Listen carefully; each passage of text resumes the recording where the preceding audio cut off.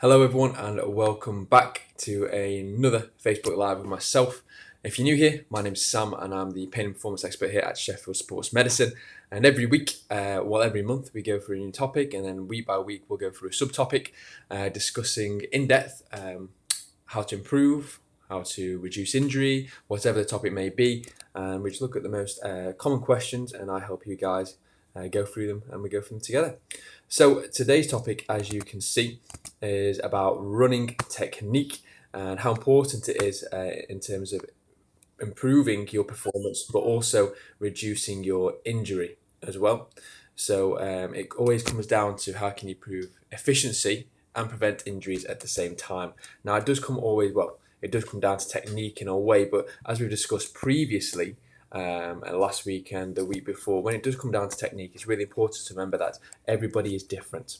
Okay, everybody moves differently, different sizes, heights, weights. Biomechanically, people are different. So not everybody is going to run exactly the same way. And that's why it is really hard to basically think of a perfect technique for someone, because you look at a lot of high level runners and they don't always run the same. And there's certain parts of their biomechanics that actually looks different to one another, but yet they still manage to get really good times when they're running. So the question is, well, what's really going on here and what's really important? Now, don't get me wrong, there are some tips that really are important in terms of reducing your injury risk and improving your performance. But ultimately, it does come down to you as an individual, you as a person, and how you run. And like we said last week, that's why it's so important you understand your gait, get a gait analysis, so you can actually get an expert to look at you and see where you're going wrong or what's going right, where you can improve, and look at you from a biomechanical point of view. So if you haven't seen that video, have a look, scroll down and go and watch that from last week where we discussed about running analysis. So I'm going to give you guys some tips in basically to help you avoid injury. Now, they're not foolproof because nothing is foolproof. All right, everything has its ups and downs, and nothing will 100% prevent you from getting injured. But these are just some tips to help. And the first one is actually just about having good mobility, and it's really important to have good mobility in ankles, hips, knees, to help you reduce your chances of injury. But also could definitely help you perform better, getting a little bit more range of movement, so you can produce a little bit more power or get a little bit better stride length.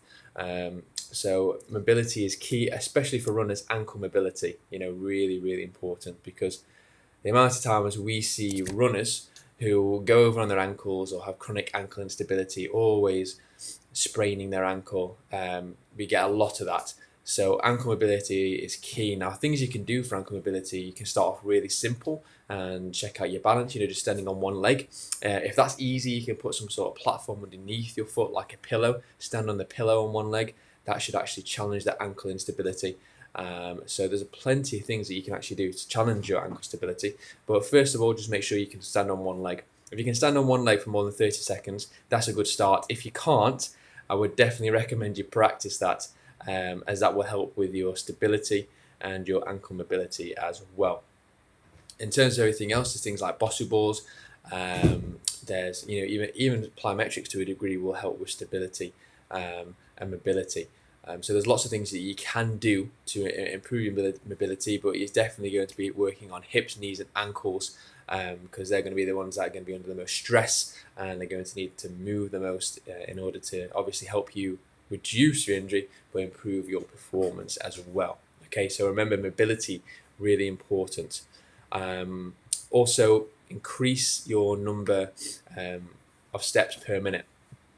So cadence, all right. Make sure you have a good cadence. We spoke about this as well a few weeks ago. You're looking between 160 to 180 as a cadence, and that's usually quite a high 180. That's quite elite. But 160, that's where most good runners need to be about, to help obviously reduce injury, but get a good performance going on as well.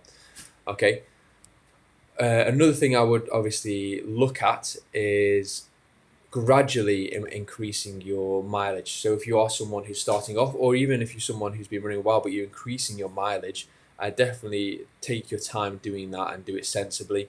We see, if you have a load issue already and you're just not aware of it yet, a lot of the time you will get aware of it when you increase that load significantly. So, for example, you're doing 5 kilometers, you've been doing that every day for a month or every other day for a month, and then all of a sudden you want to go to, I don't know, 20 kilometers. All right, and that big jump may be actually a factor of injury, because you may be loading way too much than your body's used to, and therefore something has to give. You get overload issues, tendonitis, tendinopathies, joint problems. All right, there's so many things that could go wrong. So it's important, just like you would in the gym, if you were starting off with 10 kilograms, you'd work your way up 10, 15, 20, 25. It might take a few months, but the same process goes for running. You need to build your way up to get to where you want to. Otherwise, you may end up with a setback, and nobody wants a setback. So that's really important. Next point, if you've got any injuries and niggles, get them sorted. All right, get them sorted. A lot of time you see this, people, I've had this ankle pain for a while, but I thought I could just run on it, and it's got worse. And I just think, are you surprised? Because don't get me wrong, right? Sometimes you get little pains, little niggles, and they do just go. But if it's been there for a long time and it's not getting any better, and it might be getting worse, then you've got to think, right, I need to get this sorted, I need to see someone, because ultimately it comes down to, do you grit your teeth and keep going until the point it gets worse and you can't run at all, and now you have to take months off running and you actually take a few setbacks, or do you get it sorted so you can carry on improving and getting that mileage up? That's the question, all right? And the sensible answer would be get it sorted, all right, for those of you who are struggling to get that answer, all right? And finally, just make sure everything's appropriate for your distance, for your run. Have you got the right footwear? So we spoke about footwear on week 1, but ultimately it's about comfort. Are you comfy in that footwear? That's it really. It's all about comfort. Are you ready to run? Are you in the right mindset? Are you physically fit enough? If all these things are checked, then there's no reason to be worried. Okay. So that's in terms of preventing injury. That is it really. That'll help. Obviously, we spoke a lot about strength as well last week or the week before, and how important strength training is, and that comes right down to it. Preventing injuries, strength. All right, get strong, get robust, so that no matter what you do, no matter how far you run or how hard you hit that ground, you can be robust. Your joints, your muscles are all prepared for that impact, for that load, and it doesn't cause anything to overload or give way. Okay, and that's really important. All right, so remember strength training, but we spoke about that a lot in depth. Again, if you missed that, just scroll down, have a look at the videos from the last few weeks. You will see that video where we spoke about strength training in depth. Okay, so let's talk about form. All right, we have spoken about this a little bit, but it's important to differentiate between like jogging and sprinting, because when we talk about running in the sense that we talk about now, it is more long distance, because we see a lot more long distance runners than we do sprinters, because the average person, they're not going to be a sprinter. All right, majority go out and do long distance running. Okay, which is fine, absolutely fine. But it's really important that when you are jogging, to maintain a good posture and engage your core. All right, just engage your core, really important. Okay, so that will help keep your stability, help keep everything working. A rule of thumb is usually avoid tilting your head down or even slumping your shoulders. All right, just stay relaxed up top, head straight. All right, when you're running, and these are just kind of a rule of thumb. But like I said at the start, everybody's different. But these points that I'm giving to you now are kind of like, if you follow this, this is how you really should be in terms of what's written down on paper. Okay. So yeah, relax your shoulders, broaden your chest, and keep uplifted for when you're jogging. Okay, it's kind of like the opposite for sprinting, if I'm honest. But we'll save that for another day. But yeah, in terms of how you run, midfoot, heel striker, everybody's different. Okay, as a rule of thumb, midfoot is usually the best. But if you are heel striking and you're comfortable, there's no problems doing that, then I would stick with that, because I think we said previously, there's some high level runners there who are flat footed, and a lot of people use flat footed as an excuse, but like Usain Bolt, Mo Farah. They're both flat-footed, and yet they were some of the best runners in the world. So it makes you think, is that really an issue? And if you're born with flat feet, it's not an issue. Okay, not an issue at all. So, in terms of running technique and injury, we've kind of just covered all that now, and they're the points that I would take away. But like I said, it's one of those topics where for a long time you've been given these points that you should and you have to do it this way. And I don't believe that's true. I believe there are certain points which we spoke about that will help, and things that will help prevent injury, like strength training, mobility training, and even help performance. But as a rule of thumb, everybody's different. It's really important to remember that everybody's different, and everybody should be treated differently as well. So if you go to a physio, doctors, whatever, you should be treated as an individual, not someone who should be put in a box. Okay, oh, they've got this pain, let's put them in this box. Or they run like that, they've got to change this. Okay, ideally you've got to find what's best for you, how you perform to your best, what's good for your biomechanics, what's good for your body shape, for your ability level. Okay, all these things add up to create the perfect runner.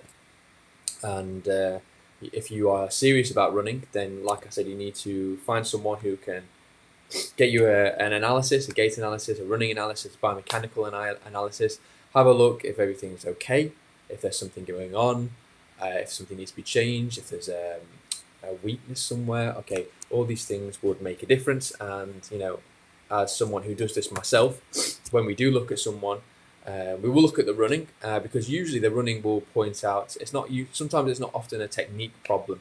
It's usually a muscular problem, or something isn't just working where it should be, isn't working, contracting very well. All right, and we just have to work out what it is, why they're running like that. Is it because the glutes aren't working, quads are struggling a bit, hammies, whatever it may be. Okay, and we just need to find that out, test it, change the response, strengthen it, and ultimately that will help in the long run. So it's a bit of an effort to get there, but it's important if you are serious about your running. If you're not serious about your running and you're just happy strolling along, that's absolutely fine. As long as you're not in pain, it should be absolutely fine. Because if you're in pain, you need to get that sorted as soon as possible. But if you're not, and you're just running and you're having fun with it, why not? Hey, go ahead, have fun with it. Okay. The only time it can be really bad is if you're running on your hands and knees. I guess, I don't know, doing something crazy. But yes, remember just to treat yourself as an individual. If you're really struggling with pain, you need to get that sorted as soon as possible, because chances are it's going to get worse and actually put you back and stop you training or performing to your best. And thirdly, get a biomechanical analysis or a running gait analysis, and sort that out so that you can actually perform to your best, but also look after your body. Okay, really, really important. So I hope this video has helped you guys and give you a bit of insight in terms of how to prevent injury, remember strength training, and also a little bit of technique in terms of how to, as a rule of thumb, run better. Okay, so I just want to say thank you so much for listening to me today. As you can see, I'm still a bit bunged up with hay fever, but we're getting through it. We're near the end now. I can feel it, feeling a lot better. Have a great day. Thank you, and I'll see you all next week for the last one, where we'll go through some questions as well. Thank you, guys. Take care.